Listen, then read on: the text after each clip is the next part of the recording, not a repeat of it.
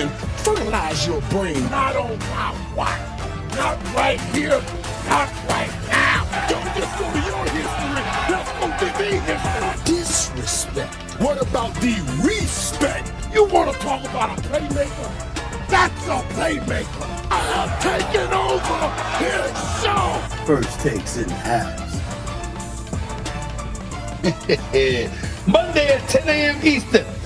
The playmaker himself, Michael Irvin, joins First Take. You don't want to miss the playmaker's reaction to Micah Parsons making his return to Dallas Sunday night when the Packers visit the Dallas Cowboys. Let's talk quarterbacks, y'all. If you ask Mr. Quarterback Lover himself, Dan Orlovsky, he is agreeing. Dan tweeted after the Lions win that Jared Goff is joining the 7 of the QBs he thinks are playing on a different level than others. We'll go to Dan Orlovsky first. Which quarterback to you is playing the best right now in the entire national? So mad. I gave you a list, man. Why you gotta ask You me put for half one? the league on that list. That's not half the league. It's 7. That's a quarter of the league. I gotta pick the top 10 of. I gotta pick one. Y'all do remember. Hold on. Y'all do remember that last year coming into the season, Dan Orlovsky is on camera. I think Dallas is one of the top teams. I mean, if you take out and he named 7 or 8 teams, he said, I think they'll be just fine. This is the same Dan Orlovsky who did that. So just keep that in mind when you look at this list. Go ahead. So torn right now. Take your time. If I had to pick one right now, I'm gonna be fail shocked. the test just because you took too damn long to answer I questions. think I'm gonna say Daniel Jones. Ooh. Wow. Not mad at it. I think He's Daniel playing- he Jones. is playing great. The Colts He's in playing 3 great. games, they've punted once. He hasn't given the ball away. He's playing great under pressure, which is something that has been his kryptonite. I think if they win this weekend against the Rams and it's a heavyweight fight, I think he's going to sit at the top of the MVP list. So if I had to pick one, and again, this is the group that I like, I'd probably pick Daniel Jones. Can you disagree with someone and say that they're not wrong? I don't know about that. That's too many words for my brain. Yeah, creative. Because I don't know if you can. Because it's Justin Herbert. And no matter which way you try to shift it, like, he is ultimately talented. We know that. We've actually seen him play really well in the regular season. But what Greg Roman has now heaped on to Justin Herbert, what's expected of Justin Herbert, how Justin Herbert has shown up in the most important moments. Think back to week 1 against Kansas City, hits the big play to Quentin Johnson, and then to seal the deal, he gets outside of Chris Jones and finishes. You said yourself, it's probably one of the best throws we've seen in the last 2 years, right? Not only the escape in the pocket, have someone bearing down on you, but you also hit Keenan Allen in the end zone with as tight a coverage as there possibly could have been from Riley Moss. This team walked into this season and heading into the second year in San Francisco.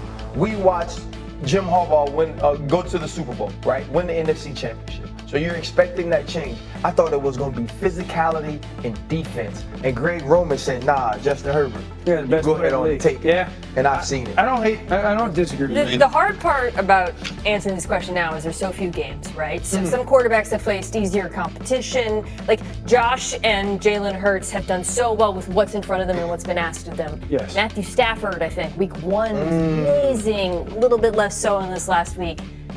I'm with Ryan. I think it's Herbert. Because this last game against the Denver Broncos defense, to me, even though the numbers may not blow you away, was one of the single most impressive quarterbacking performances. Because he was under duress. He had Nick Bonito and Jonathan Cooper in his lap the entire game. He had the most tight window throws of any quarterback. Every throw was difficult, and he executed. He is why they won that game. And so if you consider the competition, the level of difficulty, the highlight reel throws, it's Herbert for me too. And not only that, he's moving methodically. I mean, what are we talking about here? We're talking about 29 first downs. You're talking about having a 12 and a half minute time of possession advantage. It's not like it's just a big play. He's methodically chipping you apart as well. And that's when you know that level of consistency that you see from a quarterback on the field, it could go a long way. Why did you have Baker Mayfield at the top? Was it? I'm just asking. That list right there. It was just the first name I put up there. Oh, it's not a ranking. I was just making sure that you weren't. Baker's been ridiculous. Hey, you know how they got the X-ray? You know how they got the X-ray where they show what's inside the person and they have like the dog in there? Yeah. That's Baker Mayfield, dog. Hold on, I'm not gonna let you get away with that. Baker Mayfield has been great. I think he's been great in Tampa for the last couple of years. Point period blank. You don't gotta couch you with. I will say this though. Don't tell me how to do team. You don't gotta couch you with the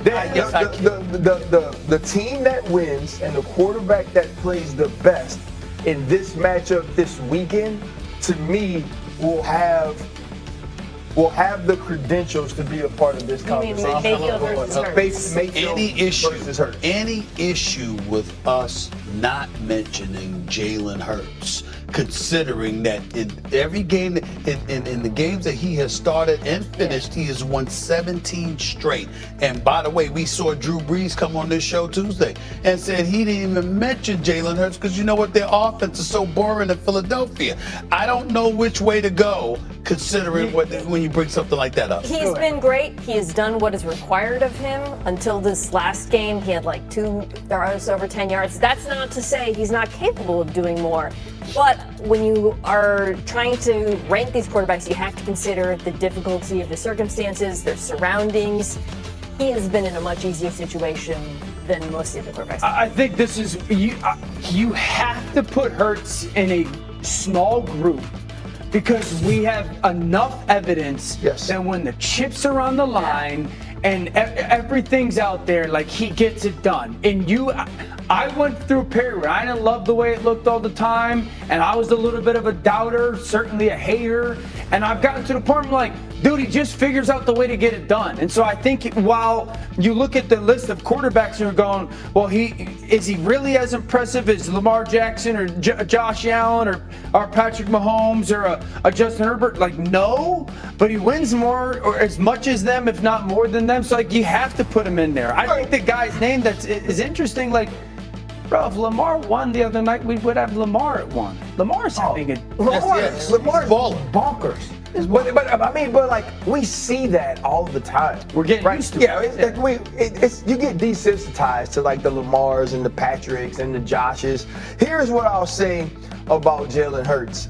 Jalen Hurts needed last weekend. Yes. Right? He needed that sort of game, not in the sense of just how he performed. He needed that pressure because there's very few quarterbacks that can have the 2 Super Bowls that Jalen Hurts has and be critiqued and picked apart and criticized and downgraded the way that Jalen Hurts is in large circles because of the way it looks. Right. And because he doesn't seem to say that if we can win, I'd rather do something else. In the sense of, if we can win running it, I don't feel like he will go to the coach and go, yeah, I know we can win if we give it this, but I'm not getting enough throws. He's comfortable winning that way. I agree with you, and I agree with you about Justin Herbert. I will say this about Daniel Jones. The one thing it has me thinking about is that if he continues to look the way that he looks, was it really about him?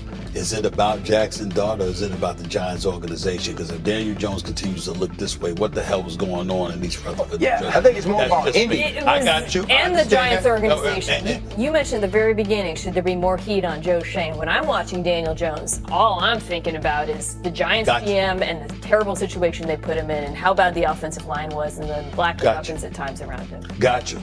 Time to move on. Bills to pay.